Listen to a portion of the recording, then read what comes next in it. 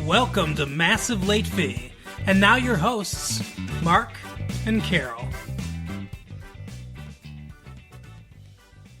Well, hello everybody. Welcome back to Massive Late Fee. My name is Mark. With me as always is my wife, Carol. How you doing today, Carol? Hey, what's up? Not much. It's been a good week here. It is August 20th, 1999. It is. We are almost done with summer. I was literally thinking the exact same phrase, but you said it first. Wow. It's like we're one mind. I know. We've become a hive mind. We are the Borg. It's like you're the microphone for my brain. Yeah. We're the Borg, and you must listen to the show. Resistance is futile. But speaking of futile, resurrecting dead celebrities. Uh-oh. Did somebody freeze their head? Yeah, it's the Walt Disney situation. Bill will protect dead celebrities. Carol. From what? They're already dead. If they become zombies, they can't be forced to do sequels. Okay. It was just a story in the Hollywood trade papers a few weeks ago that wasn't deemed important enough to be picked up by the mainstream media. But now that the California Senate has passed Bill 209 and sent it to the House, people are starting to sense the significance. It will have a chilling effect, says a spokesperson for the Motion Picture Association of America, speaking of the legislation one wag dubbed the Astaire Amendment. The MPAA is leading the campaign to prevent passage of the bill, which would prohibit filmmakers and writers from placing deceased celebrities in fictional circumstances. Think Orson Welles in Heavenly Creatures or Marilyn Monroe in the fanciful cable movie Norma Jean. So, You need to give me some context because I don't know anything about what you're talking about. Do you remember, I think it was maybe last year or something like that, they made a new commercial for, I think it was Hoover vacuums, and they basically using computers and digital composite filmmaking, they digitally inserted Fred Astaire looking like he's holding a vacuum cleaner, dancing along like he's vacuuming, It's him dancing in a movie, but he's going up on the ceiling and shit like that and everything, but he's got this vacuum cleaner in his hand and everything. So the bill is to prevent those things. To prevent the clearly morally ambiguous and kind of ghoulish practice of resurrecting dead celebrities to be in movies or TV. Okay. Imagine, and apparently the Motion Picture Association of America is against it. They want to be able to put dead celebrities in movies. That's weird. I mean, imagine a situation where they've made so George Lucas is doing he's doing a whole trilogy of prequel films for Star Wars. We saw the first one this year, the Phantom Menace. Imagine, let's say, I don't know, Peter Cushing has died a few years ago. He played Grand Moff Tarkin in the original Star Wars movie. Imagine that they decided, for some ghoulish fucking reason, to digitally recreate him and put him in the movie. Why would they do that? It'd be awful, right? Yeah. Exactly. So they want to stop stuff like that from happening. I get that. On the other hand, though, I do also get that, the movie companies, whatever, own the film. So if they want to use it, even if somebody is deceased, then they should probably be able to use it. I think there's a difference between using, stock footage or whatever of people and recreating them. Fred Astaire was never in a situation where he danced with that vacuum cleaner. I mean, they're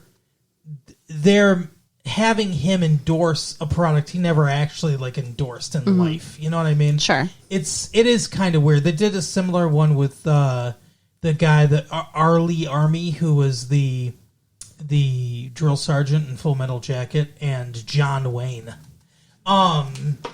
There's one like that too. where it's like a beer commercial or something like that. And I think it's, I don't know, I think it's kind of weird. There was a famous case, actually, where they did reuse footage from Back to the Future, for Back to the Future 2. You know, remember in the end of Back to the Future 2 when they go back to the Future 1? Mm-hmm. And they're like behind the scenes. And you see, what's his name? I can't think of his name, but... Doc Brown? No, Marty's dad. I can't think of the guy that plays him, but weird dude. But anyway, they show like him dancing and stuff like that, and just it's like B-roll footage from the first movie. Crispin Glover, that's his name, and Crispin Glover sued them to say, "Hey, I didn't want to be in this movie. I wasn't in this movie. You can't use this stuff without my permission, without paying me." Blah blah blah, and he won. Even though that was film that they owned. Yeah. Yeah, I think that's weird. Well, that's the way it goes. All right. You're on the side of the corporation's case. Not in every instance, but I think in that particular one where it's like it's a sequel of a movie, he's alive and well, and they just had leftover footage they didn't use in the first movie. I don't really think he needed to get paid more. He didn't do any more work. Well, they got to pay him. They had to pay him. That's what happened. Whatever. This is a 10-year-old story, but this is a brand new story. Sharon Stone has some harsh words here. Sharon Stone told Movie Line magazine that she didn't appreciate Gwyneth Paltrow's parody of her on Saturday Night Live, but she thinks it came out of naivete rather than malicious intent. Quote, "She's very young," said Stone of Paltrow, "and lives in rarefied air that's a little thin. It's like she's not getting quite enough oxygen. I would like to think that she will eventually spend her fame valuably." Interesting. Yeah. "The women in the generation before me cut the path for women like me to walk freely in the world. The women in this next generation don't really know what that cost, so they don't respect it." Wait, there's more. Stone said the recent hospitalization of husband Phil Bronstein for an angioplasty made me realize there wasn't anything else in the world that I really cared about in comparison to caring for him. Aw. That's nice. So what do you think she's a little pissed off at Gwyneth Paltrow? I wonder if her, if it was what she did was offensive, or if she was just not enjoying being. Yeah, we didn't watch that Saturday Night Live. Yeah, I need so. before I can weigh in. I feel like I really would need to see it. I'm sure it was probably like making fun of her in some way. So, the Love Patrol reports Fran Drescher, 41, has found true like with Michael Angelo, 25. After vacationing with him in Italy.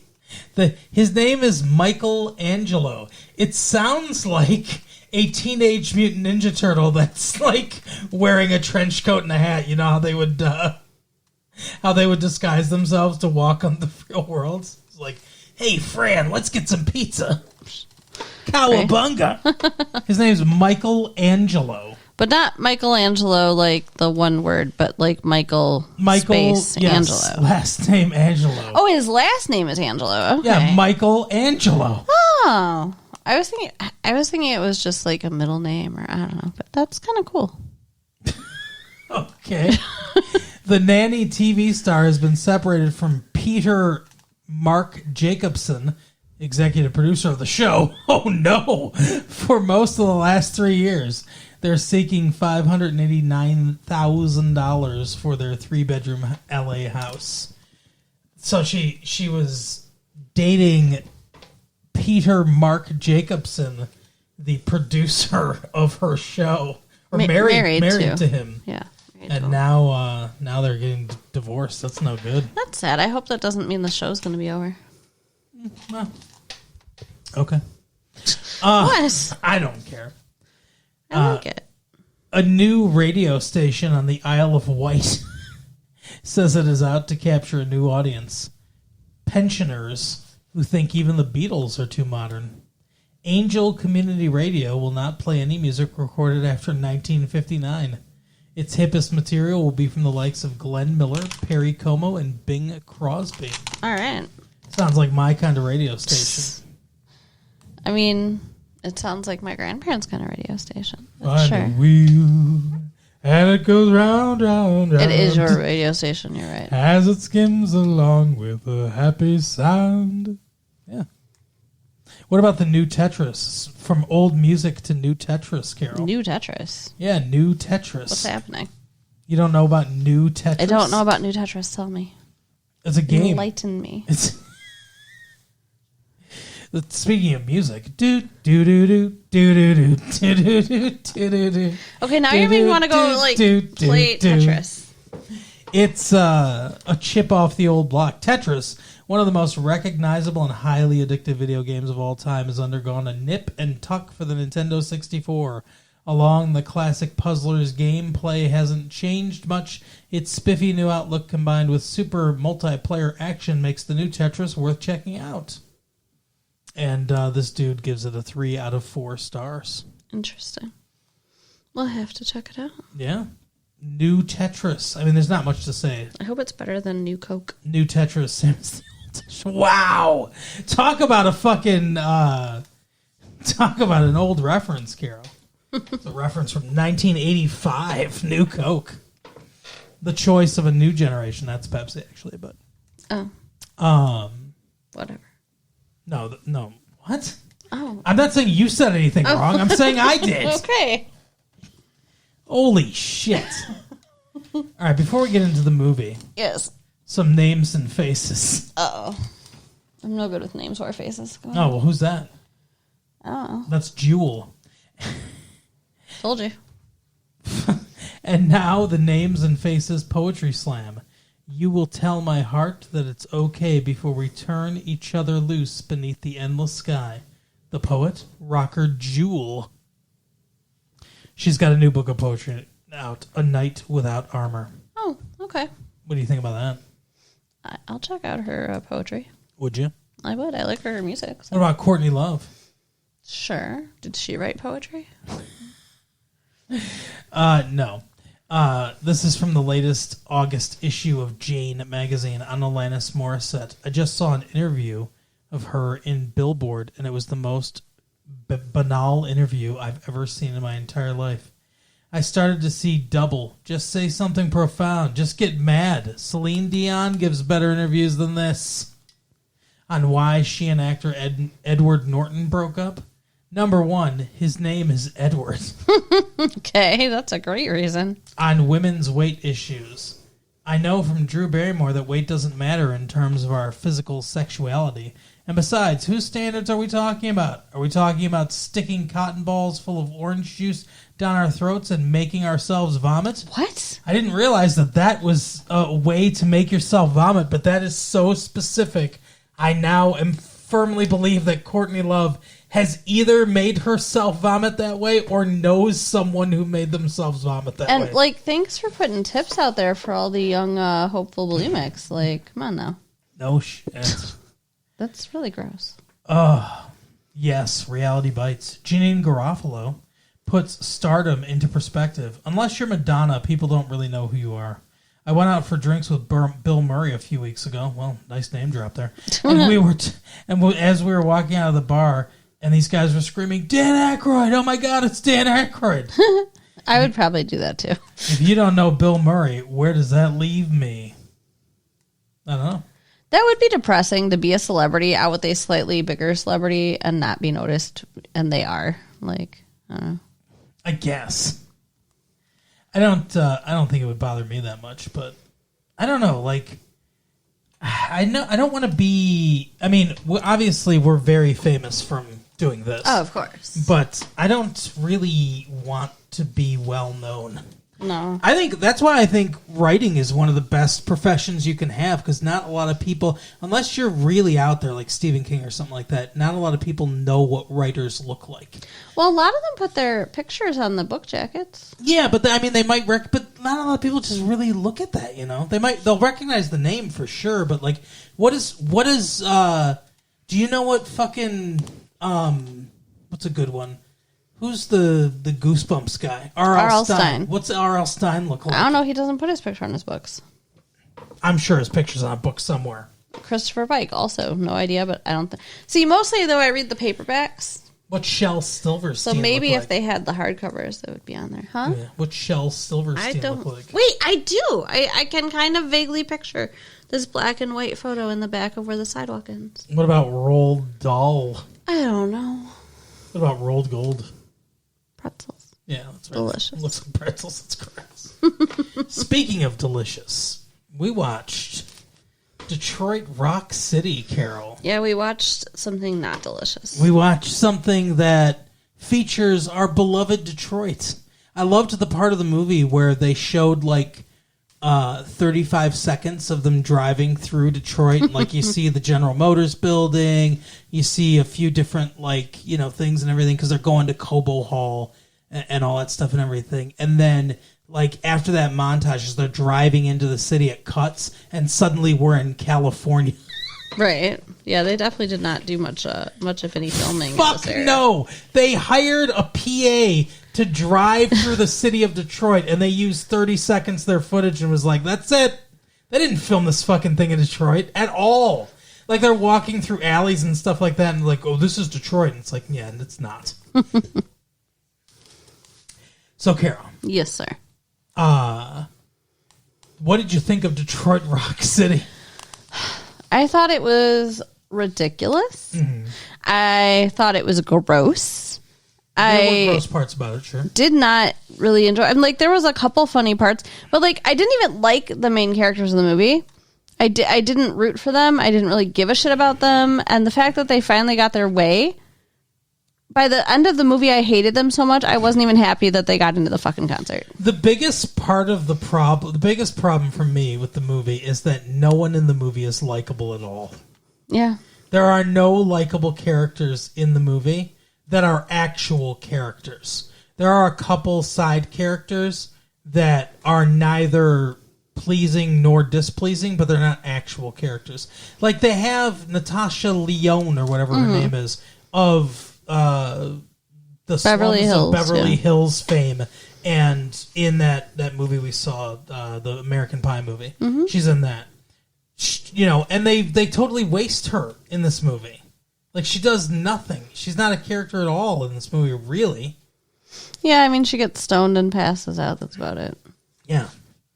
And then she becomes a human trophy for one of the boys. Right. That's every woman in this movie. That's another thing that really pisses me off. Every woman in this movie they're not characters. They're just trophies for the boys. That's it. Or Like, I don't they're know villains. I mean, like Yeah. the moms are villains. Yeah. But yeah, because like the love interests, they all get a love interest at some point. And I don't know anything about their characters. Well, that's true. Like Shannon Tweed shows up for a minute to be in a bra because, you know, she was in Skinamax movies and stuff like that. And she's dating or married to or whatever fucking Gene Simmons from Kiss. And Is she the one that slept with Edward Furlong? yes. Okay. Yes, Terminator 2's own Edward Furlong. I guess we should explain. If you haven't seen the movie, you don't need to. No, just listen to us, bitch. It's yeah, okay. you don't have to pause the tape this time. You can just listen to us. Essentially, the movie is a quest to get to a Kiss concert. These guys live somewhere in Ohio, Yeah, near Cleveland. and they're trying to get to this concert in Detroit that they're going to after school. Mm-hmm. Now, Cleveland is not super close to Detroit. It's About a 2 good. hours. Okay. Never mind. I guess that's close. Were you going to say something longer? I was going to say like 3 or 4 hours, but It's about 2.5, probably 2.5 hours. Okay. So I guess that's reasonable to get to a concert at night after school. Especially when you're driving your mom's Volvo. Right. Yeah, so this takes place in the 70s, guys. Yeah, it's 1978. The Kiss is at the height of their powers. That's another thing, too, that I don't love about this movie. I don't really like Kiss. Their music is fine, I guess. It's like, I've never hated their music. Some of their songs they're cool or whatever, I guess. Like, but what I dislike about them is They're the most, and this all comes from Gene Simmons. They're one of the most egotistical, like, fucking media-driven, image-driven, like, pushing themselves as a product band that has ever existed. As they point out in this movie, there are comic books, dolls, fucking lunch boxes. They merchandise the shit out of their band and like push it like Kiss Army and we're the Kiss they're so annoying, especially Gene Simmons, horribly annoying. Their music is fine. Like, I don't hate it. We listened to a lot of their music in this movie. Yeah. And the soundtrack's probably the best part of the movie. Yeah, I mean they play some David Bowie, Rebel Rebel. They play some Van Halen, famously 1978. That's the year Van Halen 1 came out, Van Halen's first album. So yeah, a lot of classic rock in this film. And that's an era of rock that I like. The late 70s, early 80s is an era of rock that I like. They also play a couple disco tunes, and they deride disco quite a bit. I guess, like big debate between rock and disco in that era of time. But yeah, would you be surprised to learn that the writer and director of this movie wrote and directed one of the first movies we ever did? Yes. What? It was the Chase. Oh, yeah, that's okay. what it's called. Charlie Sheen. That actually and makes Christy sense. Swanson. Yeah, exactly, right? Because there are a lot of the same... I noticed as we were watching this movie, a lot of the same hallmarks in this movie as in that movie. There's a lot of, like, quick cutting. There's a lot of composite shots. So, like, one person very close to camera, like, and then the deep focus where the background is in focus as well. So someone's like faces right in front of the camera, and the person in the background is also in focus. So it's like a two shot almost. You can see their face. You can see what's going on behind them. He did that a lot in The Chase. He does that in this movie. There's a lot of quick, like whoosh, like quick zoom, like to the sides, almost like digitally assisted. It seems like, but there's a lot of like quick cutting like that. The Chase, I remember, I vaguely remember us talking about that. It was 4 years ago or 5 years ago. And I think I remember saying it was like a heightened sense of reality. Like the movie's not depicting 100% real reality, but like the heightened sense of it. This movie is the exact same way. Yeah, for sure. Where it's the things that happen are not realistic, but they're close to realistic. So it's weird. At one point, one of the kids, they're in Detroit. He's accosted by his mom, who happens to also be in Detroit, protesting Kiss music. Because, so dumb. I mean, that was the thing. That is sort of reality. In the 70s, there was the big satanic panic, as they called it. And Kiss was part of that. She says, you know what Kiss stands for? Knights in Satan's Service, which it doesn't, but it was a thing that people did say in the 70s. Weird. Yeah. So that kind of makes sense, but she takes him to a priest and was like, hey, fucking talk to him or whatever. She's really big on taking him Very to religious, priests. yeah. Well, very Catholic. The very beginning of the movie, this mom is sitting down to have a nice glass of wine and relax and puts on a record. And it's a Kiss record when it's supposed to be, the Carpenters or something. Yeah. And she spills her wine everywhere because it's, like, really loud. I felt like this was a purposeful, practical joke at first. Because she couldn't get the thing open to take the record out. Oh, yeah. Very dumb. Yeah, I mean, the whole thing very was dumb scene. ridiculous. Like, she's just shaking the hell out of the thing and, like, breaking her stuff and screaming. And it's just a record. Like, I don't get it. Like, she acted like this was some kind of crisis. But that's the thing, too. It's like, so every beat in this is turned up Yeah. to another level. When they're at school, Because, yeah, she comes down on him and she's like, you're fucking grounded or whatever. And he happens to they have 4 tickets to see Kiss. She finds them on his person and burns them in front of him. And his friends. Yeah. And, she's like, I can't believe you used my money. How does she know that his friends didn't pay for them? There were 4 tickets. Yeah, it's just tickets. Pretty shitty to burn tickets for other people. Yeah. She could easily just say, you give these to your friends. You're not going. Right. I'm grounding you. That would have been an appropriate response. But instead, she burns them all so that the movie can happen, I guess. She read the script. Whatever. The movie needs to happen. But there's this guy they call Elvis, who's like a hall monitor, I guess. He looks like he's 40. Is he supposed to be one of their classmates? No. I don't even know. No, he's a dirty old man who keeps hitting on the girls. But so is he employed Yes. by the school? Yeah. Okay. Yeah, he's like the security guard. Our school was so small we didn't have you're reacting to me like this is a normal thing for schools to have. Yeah, we didn't have that in my school. We had a dude that sat in the car and monitored the parking lot. Seems like this guy's like that guy. Monitored all the teenage girls.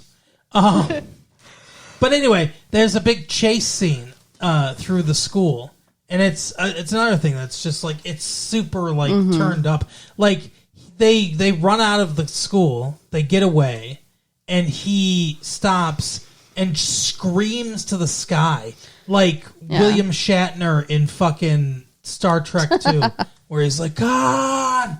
It's like that. And the camera pulls back, and everything pulls back and pulls up crane shots up into the sky from him screaming, and it's very dramatic, and I think it's supposed to add to the comedy, I guess. Yeah. But it doesn't really work. No. Very little in this movie works. So yeah, like you said, the biggest thing to me is that all of our protagonists are completely unlikable. Well, yeah, and I didn't realize how much I hated them until they get on this road trip. Mm-hmm. But one of them wins then tickets to the concert. Yeah. So they've had their tickets have been burned. Now he gets on a radio show and wins more tickets, front row tickets with backstage passes. Yeah, the whole shebang. Their one friend has now been sent to Catholic boarding school. And they decide to stop on the way to the concert and get him out, which is dumb. Oh no, I said too many things and I lost my train of thought again. No, you were talking about how unlikable they were. Oh, so they're on this road trip. So I got you. I'll keep you focused. Don't worry. They first of all they send the priest on a mushroom trip. Yeah. Which is really shitty to do. They sent him to the 7th dimension. They get the one where time stops.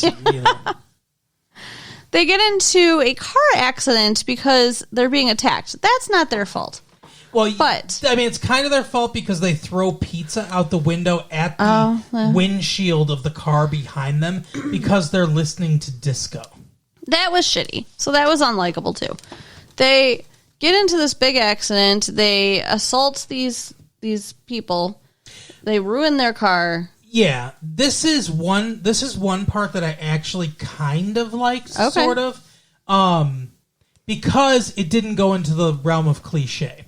They grabbed the two strong guys or whatever with the two ladies that are they're all disco and they've got the feathered hair and the disco stuff, right? The one grabs Edward Furlong and he smashes his face into the windshield of his car and scrapes him he's scraping the pizza off the window with his face basically.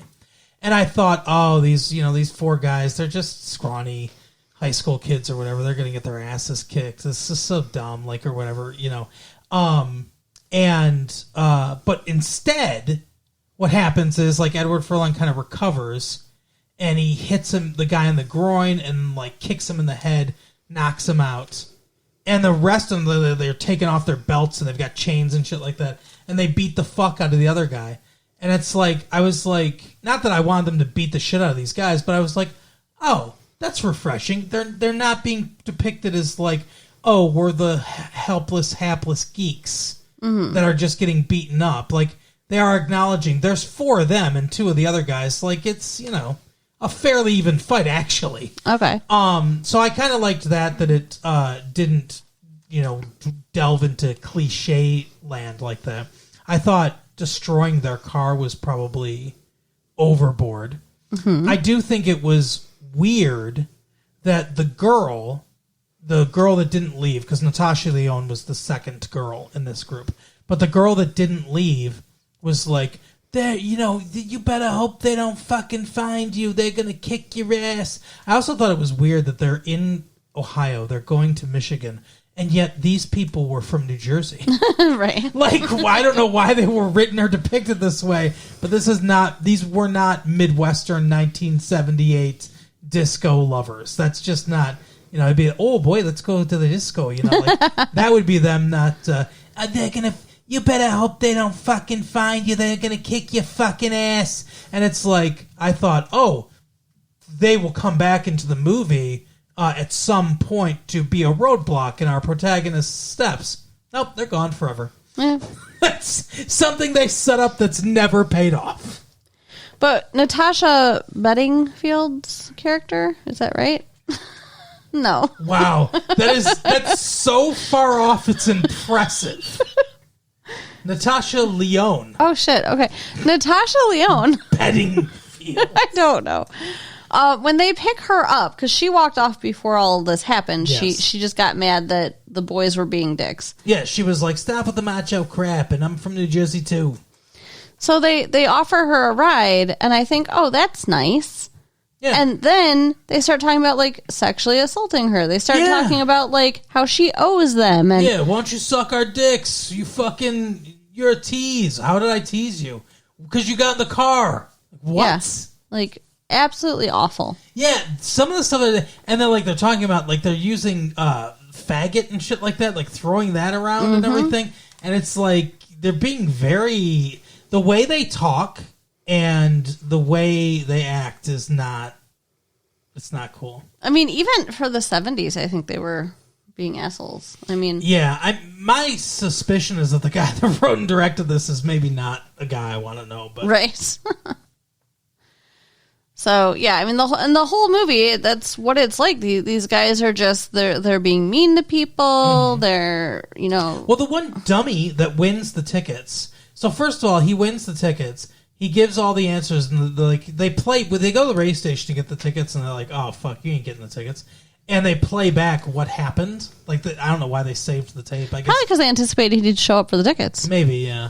But, so they play the call, and he's like, yeah, I fucking won. He's like, good, all I need your name and your address. And, then he hangs up.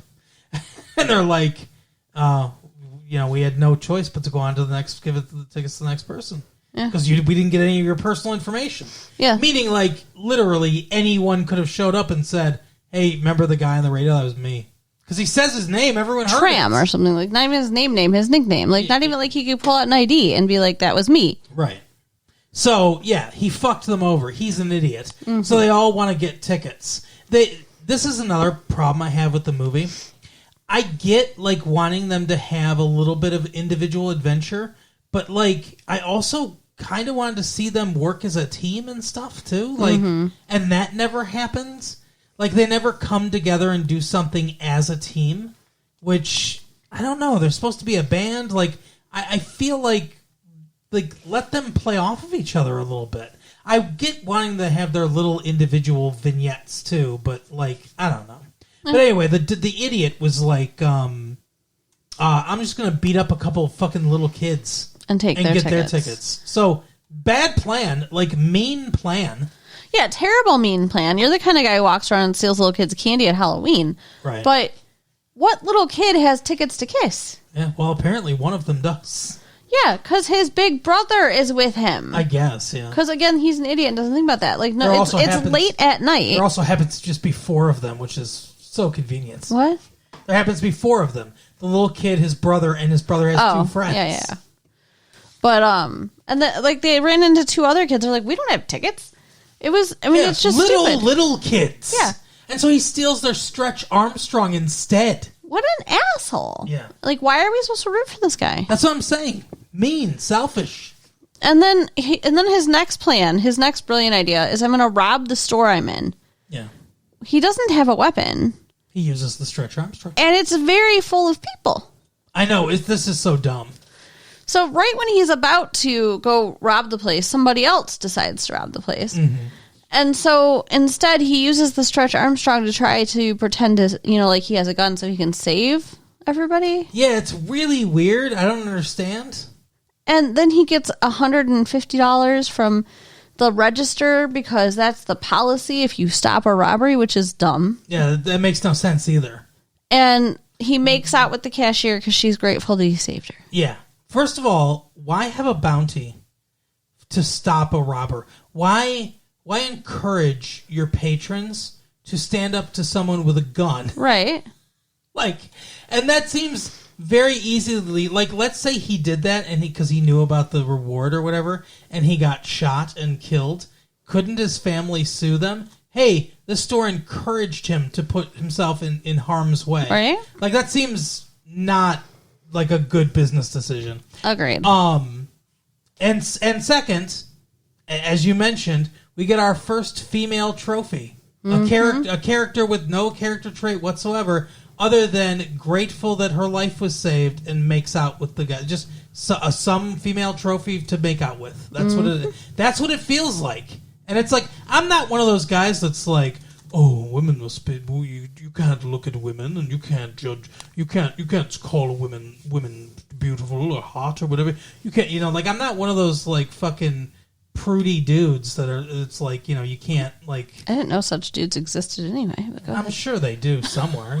Eunuchs, but anyway, I'm not one of those guys, right? But I don't know. This felt gross to me. Every situation where one of the guys got with one of the girls, because it happens for all four guys. Wait.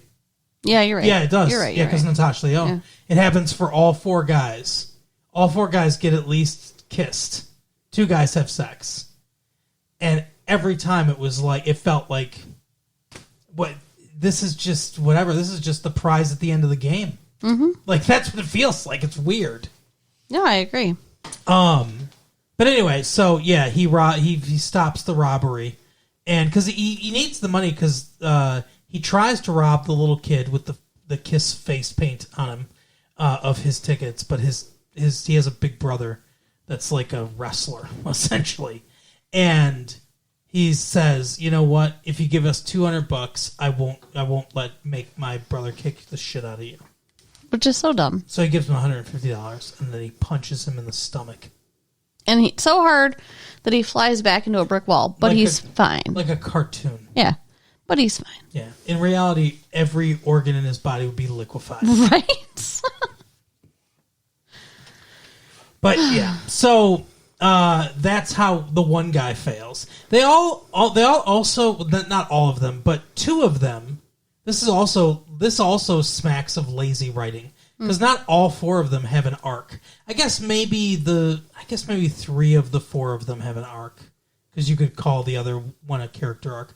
But they have the laziest arc in the world.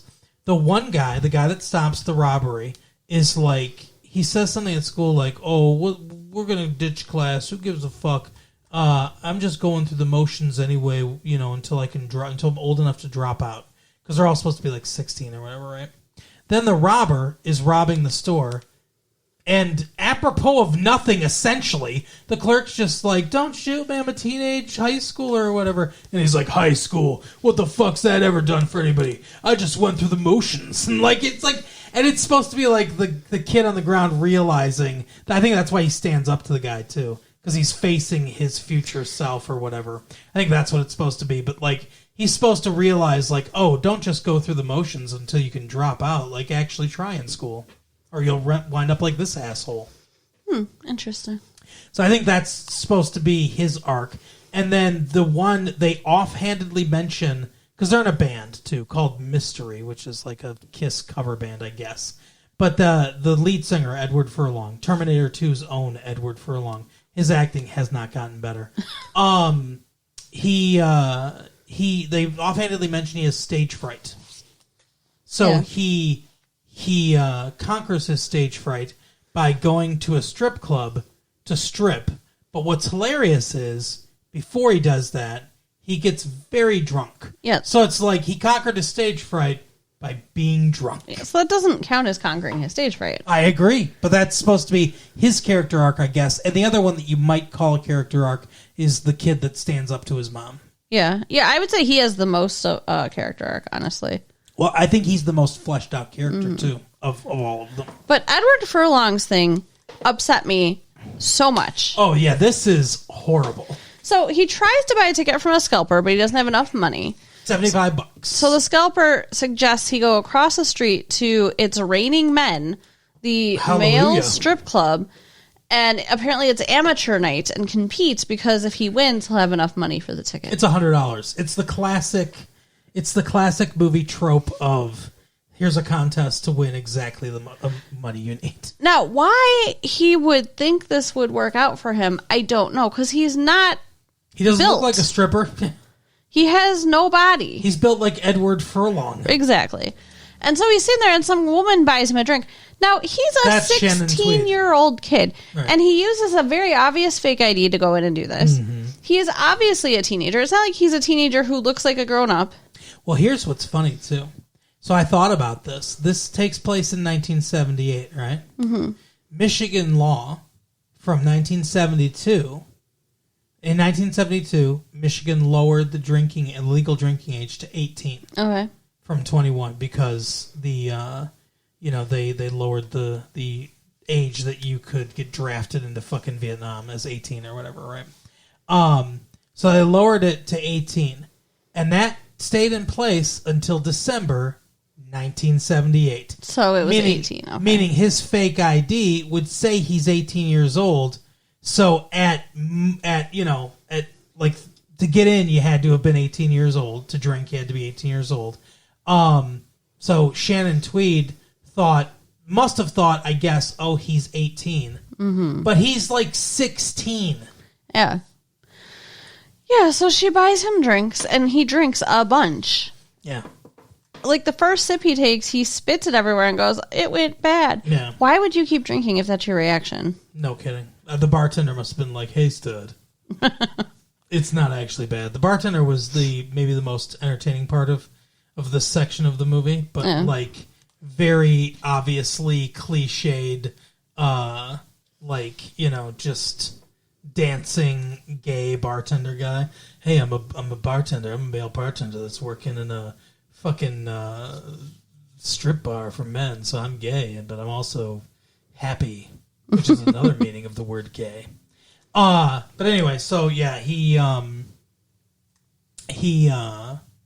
encourages him to keep drinking, and as you said, Shannon Tweed keeps buying him drinks, apparently. So he goes up to do his striptease. Yeah. And proceeds to grab a pitcher from a waiter that's standing in front of him and just puke into it over and over. And they show the puking over and over and over. Mm-hmm. It is disgusting. I mean, why? Why? I mean, it's worse than the fucking pea soup in The Exorcist. It's also a continuity nightmare because as they keep cutting back and forth from one shot, like reaction shot to the crowd to the shot of him vomiting,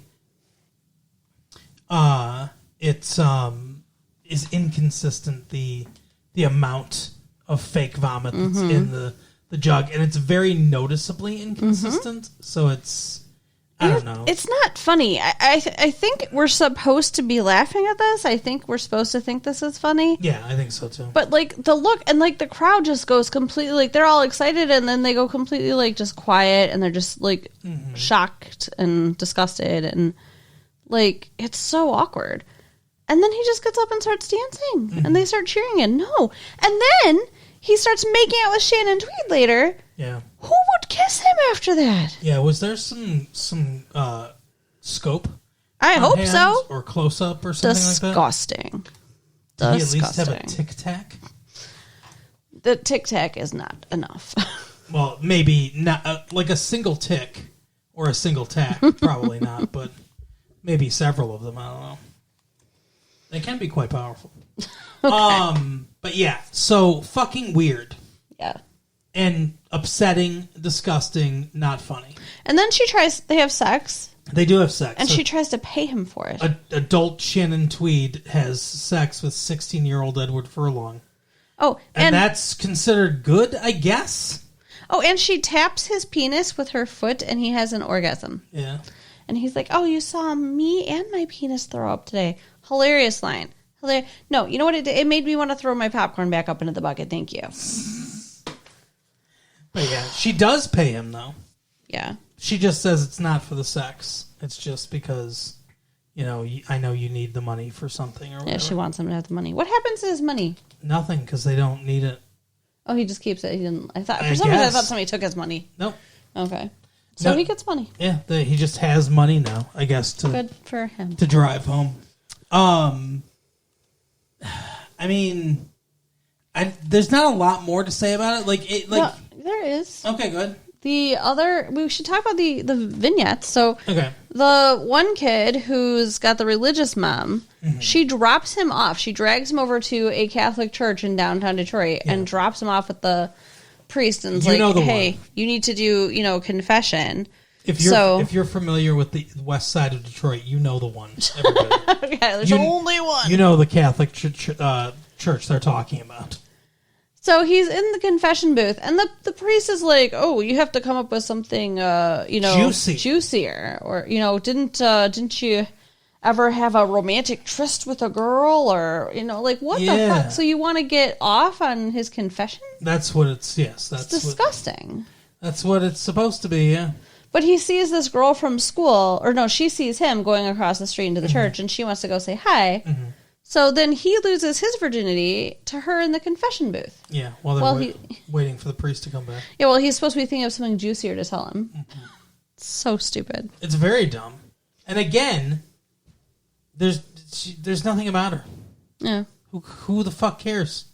Nope. I mean, she's a good-looking girl. That she looks like she's from the 70s. Like they cast well. I believe she doesn't know what a home computer is. I look Okay. at her and I think she doesn't know. Yeah, she's a cute girl. She's never played Nintendo. More than being cute, she looks vintage. Some people don't, I look at Yeah. Edward Furlong and I'm like, that guy has played New Tetris. I know that about him. But anyway, so yeah, he loses his virginity to her and then he goes and rants to his mom. Yeah, he tells his mom off, and then she's like, "Oh, you're finally growing up." What? There's nothing that has happened that would make us think that would be her reaction. Mm-hmm. It makes no sense. And why are we encouraging him treating his mom like a bitch? She is, Right. but it's still it didn't sit well. We don't know enough about his character or her character or their character dynamics for this moment to be anything other than just dumb. Weird. Yeah, dumb, weird, surface stuff. He talks about the way she grew up and stuff like that. If we knew more about his grandpa, because maybe his grandpa was I don't know, if they wanted to get a little deep about perpetuating the cycle of abuse and shit like that, they should have given us at least a little bit about that characterization. I needed to know more about these people to care about these people. Yeah. And so it just doesn't hit. It rewritten, it could have been a very triumphant moment of him finally standing up to his mother Sure. and being like, you know what? The way you're treating me and the way you're talking about me and the way you're talking about things that I like that you don't understand is not right. If he stood up to her in that way and we knew more about them, how domineering she was, why she was the way she was, so that when he makes comments about her past and how she grew up and everything, they could resonate with us to be biting or have some kind of deeper meaning, but they don't. Yeah. It's just nothing. And then the last kid is the one whose car they stole, his parents' car. Yeah, well, his mom's car. His mom's car. And then the mom's car gets stolen with Natasha Leone passed / out Bedingfield. in the back of the car. Mm-hmm. And they're just like, "Oh, she must have stolen the car," and they just move on. I don't know why they think that. My assumption was the car got stolen with her passed out in the back, which it turns out is what happened. Yeah, which it turns out two fucking creeps, one that's also from the slums of Beverly Hills, Yeah. The one she has sex with, I believe. The one she loses her virginity to. She almost has sex with him in this movie, too. I don't know if I'd call it sex, but yeah. Yeah. They have her chained up in the garage where they're stripping the car, and they're talking about how they're going to rape her. Yeah, now listen, as someone who maybe knows some people that work at chop shops in 1978 Detroit, or any time Detroit, they're not typically let's kidnap and rape women kind of guys. They're how much money can I get for this catalytic converter kind of guys. Right. You know, like people that steal cars and chop them up and stuff like that, while criminals are normally just looking for money, they're not looking to physically assault people or whatever. Those are different federal charges. But lucky for her, I guess, the other kid Yeah. happens to stumble upon this and save her. But just by chance. Yeah. And then, like, she kisses him at some point? Yeah. Well, he first of all, he manifests domain over all the stray dogs in Detroit by throwing a Frisbee once. Yeah, that's hilarious. That was actually funny. Allows them to, or like uses them to corner the guys into their little office area. He frees her and says, you know, hey, someone got promised to get dropped off at disco night, so apparently he's dropping her off at disco night because we never see her again. Maybe he raped and killed her, I don't know. But I wouldn't put it past any of our protagonists. Right? But yeah, she kisses him for that. Like, so it's like, oh, you saved me. It's essentially the exact same story as the stopping the fucking robber story. Yeah. Or the same motivation. And it's like, great. Apparently every woman who gets saved kisses her savior. Yep. Well, that's the little trophy, you know. And then at the very end of the movie, they're sad that they get together, they realize none of them have tickets, and then they decide their plan is they're going to beat the shit out of each other. The stupidest plan ever that inexplicably works. And then go up to the doors and say, hey, somebody mugged us for our tickets, you got to let us in. And it's not going to work. No. But earlier, the kid who had the older brother and friends, they had beaten up, we mentioned, the one guy. They also took his wallet. Yeah. So he's like, hey, those guys, they have my wallet. And because they do, they assume that, okay, these are the guys that mugged them then, and they kick them out and they get to take their seats. And there's no protest from them at all. Like, Well, they do have his wallet. Yeah, I know. But, like, I don't know. It's really weird happenstance. And anyway, but so then the movie, they go into the concert and the movie ends with the first 30 seconds of a Kiss concert. Yeah. I mean, literally, that is the end of the movie. They finally get into the concert. Yay. And it's like, what's going to happen with the car? Your mom's car? What, Right. There is no emotional resolution to anything that happens in this. Like, I guess we're supposed to just care about if they get to the concert. Like, that's the ultimate goal. And once they're in that concert, it's like, we're done. We don't give a fuck what happens in their life after this. Apparently they don't. I mean, in a way, that's fitting for a teenage mindset. Like, they're not thinking about the consequences of their decisions. They're not thinking about tomorrow. They're not thinking about any of that stuff. They just have a singular goal to get to this concert. So in a way, it mirrors like that kind of mindset. So I respect it in some ways. And like I don't think there's total incompetence in the filmmaking. I think that this guy's written and directed a few different movies and everything. And The Chase was fine. Yeah. I remember. So like I don't think this guy's like a complete hack or anything like that. I really feel like the script just really lets us down. I think we needed at least 2 or 3 more passes over this script to tighten things up, to make things better. Yeah. And I don't think that he feels nicely towards women. I mean, I don't get that impression, no. not just this movie, but if you think about The Chase too. Yeah. You know, so.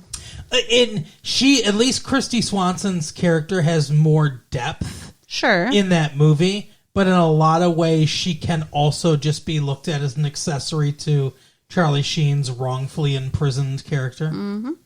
and her dad, Ray Wise, who was also the Noah Hunter's dad on 90210. Yeah. But anyway, so I think that's it. It better be. So, Carol, tell people where they can get their own KISS tickets. You can write us at latefee1994 at AOL.com. Check out our website at www.retrolatefee.com. Yep. And share the tapes with your friends. Okay, see you next time. Bye. Bye.